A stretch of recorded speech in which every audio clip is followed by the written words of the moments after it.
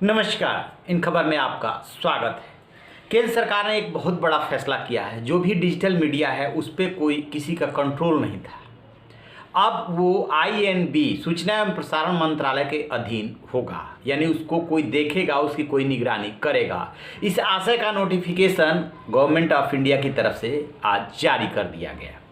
दरअसल बहुत दिनों से ऐसी शिकायतें मिल रही थी कि जो भी ऑनलाइन, चाहे अमेजन हो, नेटफ्लिक्स हो और जो भी इस तरह के प्लेटफॉर्म हैं, उन पे जो फिल्में रिलीज होती हैं, जो और दृश्य श्रव्य प्रोग्राम्स बनते हैं, जो करंट अफेयर्स के प्रोग्राम बनते हैं, जो न्यूज़ के प्रोग्राम्स बनते हैं या न्यूज़ बनती हैं, उनको लेकर के जिसको जो मर्जी है वो दिखा रहा था। न उसके कंफर्मेशन की ज़रूरत समझी जा रही थी, न ये इस बात का ध्यान रखा जा रहा था कि ये खबर सही है कि नहीं है। जो वेबसाइट दिखाए, जो यूट्यूब चैनल दिखाए, उस पर कोई किसी का कंट्रोल नहीं, कोई रोकने वाला नहीं, कोई टोकने वाला नहीं। यदि वो जर्नलिस्ट है तो उसकी अंतरात्मा ही इस बात को लेकर के अभी तक रोक रही थी और अभी तक टोक रही थी। जिसकी अंतरात्मा नहीं रोक रही थी, नहीं टोक रही थी, वो जो मर्जी आए वो दिखा रहा था और अपना व्यूज ले रहा था। अब उस पर केंद्र सरकार की नज़र गई है। शिकायतें बहुत दिनों से मिल रही थी। दरअसल आपको बता दें कि अभी तक पूरी दुनिया में और अपने देश में भी 3 ही माध्यम हैं ऐसे जिनके माध्यम से समाचार संकलित होकर के लोगों तक पहुंचता है। प्रिंट मीडिया बहुत पुराना है, उस पर आरएनआई से रजिस्ट्रेशन होता है और प्रेस काउंसिल एक मॉनिटरिंग करती है, या ये कहिए कि शिकायत सुनने वाली एक संस्था है। बेशक वो कमज़ोर है, लेकिन वो है कि कहाँ कहाँ से मॉनिटर होगा। आरएनआई से रजिस्ट्रेशन मॉनिटर होता है और डीएबीपी से यदि वो उसको मान्यता है तो वहाँ से उसका ऐड रोका जा सकता है। आरएनआई में शिकायत की जा सकती है और प्रेस काउंसिल में खबरों को लेकर शिकायत की जाती है। तो उसका एक सिस्टम बना हुआ है।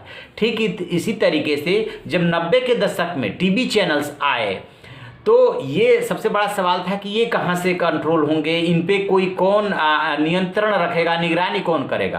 तो दरअसल जो चैनल्स के लाइसेंस जारी होते हैं वो आईएनबी मिनिस्ट्री के थ्रू ही होते हैं, और भी उसमें मिनिस्ट्री, वित्त मंत्रालय, होम मिनिस्ट्री सब इन्वॉल्व हैं। तो वो तो है लाइसेंस मिलने की प्रक्रिया।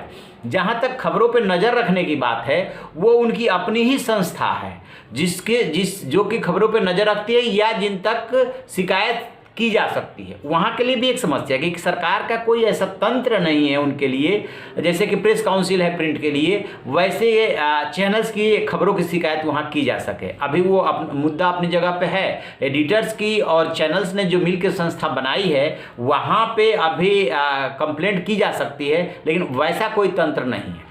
लेकिन जो ये डिजिटल मीडिया है, डिजिटल मीडिया के लिए अभी तक कोई तंत्र था ही नहीं।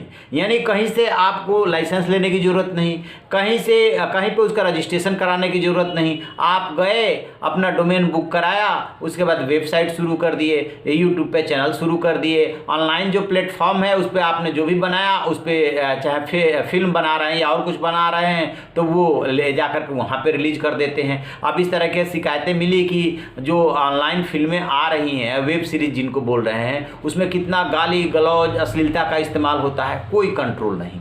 तो अब केंद्र सरकार ने एक कदम उठाया है। अब देखते ये है कि जब कोई भी सिस्टम शुरू होता है तो उस पर निगरानी कैसे रखता है, आईएनबी मिनिस्ट्री कैसे उस पर निगरानी रखेगा। इतनी सारी वेबसाइट्स हैं, इतने सारे ऑनलाइन प्लेटफॉर्म हैं जिन पे फिल्में और प्रोग्राम्स रिलीज हो रहे होते हैं, करंट अफेयर्स के प्रोग्राम होते हैं, कि वो कैसे तंत्र डेवलप करते हैं जो उन पर नज़र रखे, या सिर्फ कंप्लेंट जाएगा तभी वो कार्रवाई करेंगे। ये सब देखने वाली बात होगी। बहरहाल गवर्नमेंट ऑफ इंडिया ने नोटिफिकेशन जारी कर दिया।